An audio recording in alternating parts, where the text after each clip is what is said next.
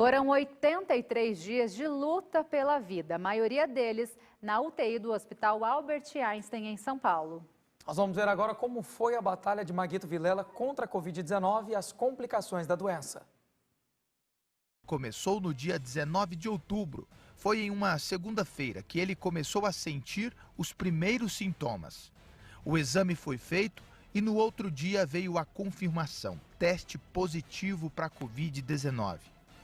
Dia 22, o candidato à prefeitura de Goiânia foi internado no Hospital Orion, na capital.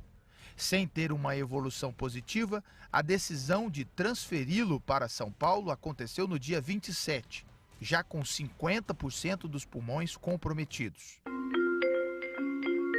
Na montanha-russa, que é o tratamento dessa doença, segundo os próprios médicos já confirmaram, no dia 28 ele apresentou melhoras, mas no dia 30 piorou e teve que ser entubado pela primeira vez. Demorou 7 dias para que ele pudesse sair da intubação, mas quando foi dia 15 de novembro, curiosamente a data da eleição do primeiro turno, Maguito piorou muito e teve que voltar a ser entubado.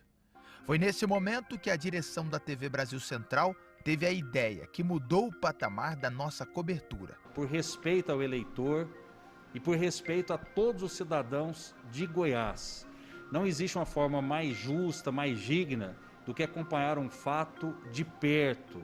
No dia 17, por conta da grande quantidade de medicamentos, começou a diálise para ajudar a recuperação dos rins. A equipe médica realizou a instalação da ECMO, oxigenação por membrana extracorpórea, que colabora para a recuperação dos pulmões. E por último, na terça-feira, o candidato teve que passar por uma traqueostomia.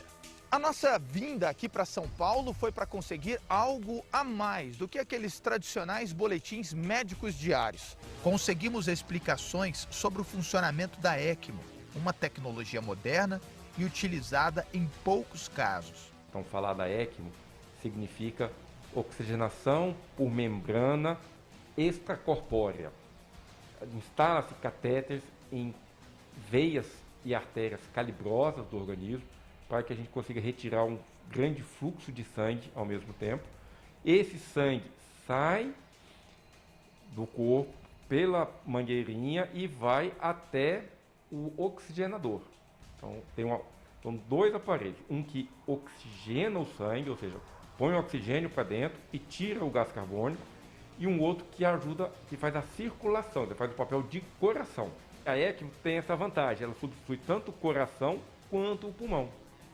Pode substituir só um ou pode substituir ambos. Declarações como a de um médico que relatou que no domingo, dia 15, eles conseguiram salvar a vida de Maguito na unha, depois de uma grave piora que resultou na segunda intubação. Declaração que repercutiu em muitos veículos. Isto não constava no boletim, como a confirmação que a inflamação dos pulmões estava diminuindo na sexta, dia 20. Um médico nos relatou que o fator genético pode sim influenciar na melhora ou na piora do paciente. E quando o boletim médico divulgou que a ECMO estava trabalhando em parâmetros mínimos, trouxemos a explicação de especialistas do hospital sobre o que aquilo significava. Muitas pessoas, depois que desenvolvem a pneumonia, insuficiência respiratória, que precisam de intubação, os casos graves de Covid-19, podem precisar também de terapias de suporte renal, terapias de hemodiálise.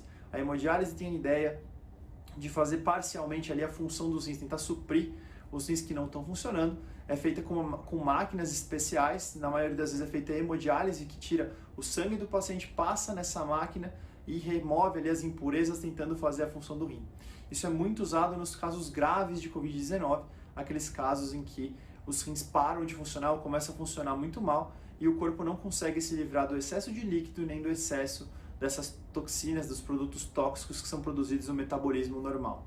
Então é uma terapia muito utilizada, frequentemente usada nesse contexto. No dia do segundo turno das eleições, 29 de novembro, Maguito Vilela estava sedado Nos dias seguintes, ele teve uma melhora, se curou da Covid-19, mas continuou o tratamento contra as complicações provocadas pela doença. No dia 5 de dezembro, a ECMO deixou de ser usada e ele começou a se comunicar com gestos de cabeça. Mas dias depois, precisou passar por uma cirurgia para controlar o sangramento nos pulmões. No Natal, ele sorriu ao receber a visita dos netos pela primeira vez.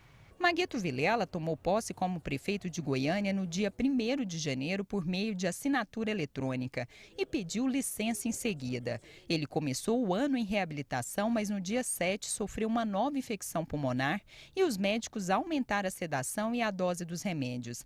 Na madrugada desta quarta-feira, 13 de janeiro, depois de mais de 2 meses internado na UTI do Hospital Albert Einstein, em São Paulo, o prefeito licenciado de Goiânia morreu por complicações da Covid-19.